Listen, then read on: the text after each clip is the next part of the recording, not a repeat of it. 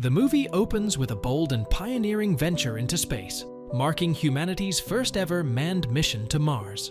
The expedition is led by the experienced astronaut Chapaev, who, along with his crew, embarks on this historic journey.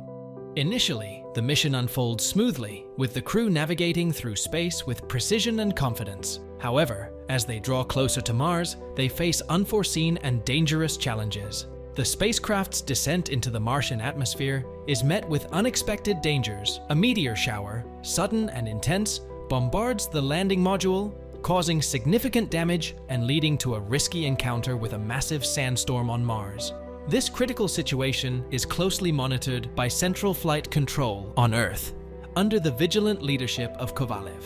As the crisis escalates, Kovalev, understanding the gravity of the situation, instructs Chapaev to switch to manual control of the module. This decision is made in a desperate attempt to regain stability and ensure a safe landing on the Red Planet. Despite Chapaev's expertise and the crew's efforts, the module's condition continues to deteriorate, leaving their fate hanging in the balance. In a decisive and critical moment, Kovalev orders the activation of the return program. This involves detaching the smaller module from the main spacecraft, a maneuver designed to save the crew. However, the situation takes a dire turn when a crucial piece of equipment fails, further complicating the already dangerous circumstances. Amidst this chaos, Chapaev exhibits extraordinary bravery and skill. With remarkable composure and determination, he manually detaches the module, a daring act that ensures the safety of the main crew. His quick thinking and heroic actions enable the rest of the crew to initiate their return journey to Earth. However, this selfless act comes at a great personal cost. Chapaev finds himself stranded on Mars, isolated, and unable to rejoin his colleagues for the returning journey. This turn of events profoundly impacts Kovalev, who is stationed back on Earth. He grapples with a mix of emotions, feeling the immense weight of his friend's sacrifice. Chapaev's heroism and Kovalev's deep sense of responsibility set the stage for the rest of the film. Meanwhile, on Earth, a televised interview about the Mars mission plays, featuring Chapaev and Kovalev discussing their aspirations and dreams of flying to the Red Planet. This interview, filled with hope and excitement, contrasts sharply with the reality of the mission's tragic outcome. Kovalev, who had once shared these dreams with Chapaev, is now faced with the heartbreaking task of announcing the disaster to the world. Stepping out to address a gathering of journalists, Kovalev prepares to reveal the unfortunate news. In a dramatic twist, back on Mars, it is discovered that Chapaev, though stranded, has miraculously survived. The landing module is severely damaged, but Chapaev manages to establish communication just as Kovalev is publicly announcing his presumed death and honoring his heroic sacrifice.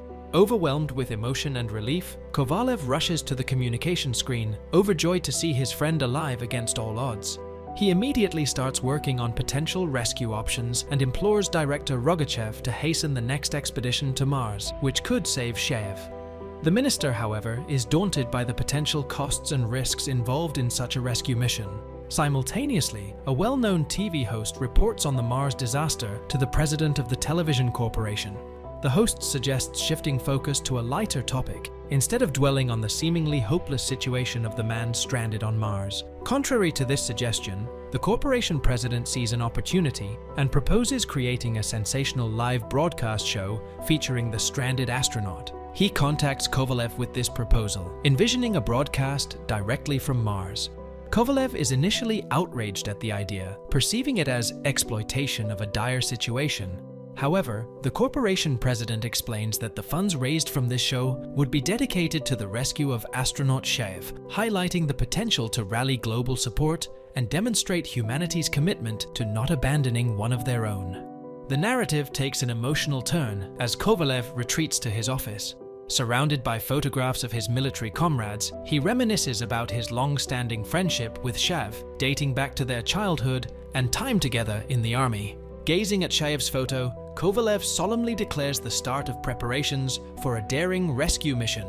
He soon discovers that only a single module section on Mars remains intact, and Chapaev, the lone astronaut stranded on the Red Planet, activates a robot to explore the surrounding area.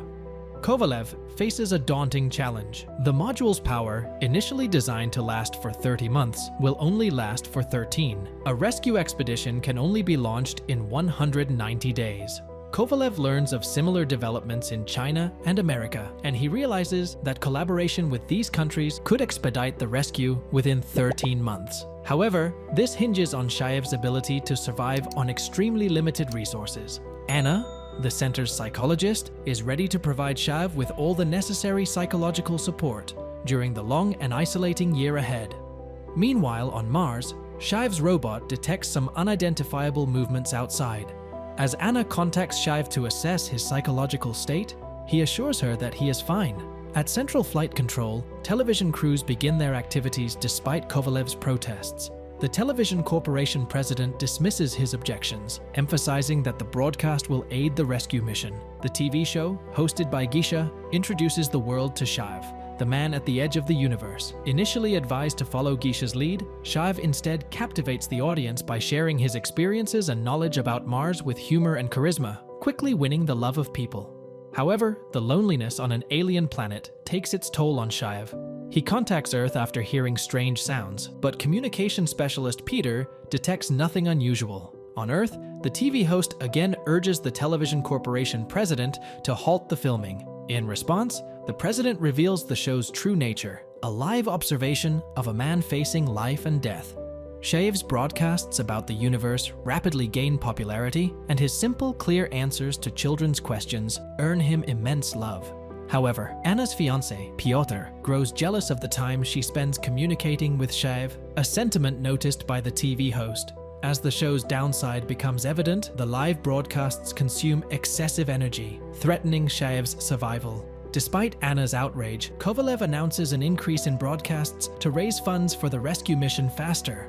Meanwhile, on Mars, Chapaev conducts experiments and occasionally hears strange sounds, which Piotr consistently fails to detect. Chapaev begins experiencing severe headaches due to unknown radiation, but is then soothed by hearing his mother's voice. In an emotional moment, Chapaev shares with young viewers about the universe, space, and Earth, captivating them with his insights. He then confesses to hearing sounds from his first day on Mars, feeling as though someone is trying to communicate with him.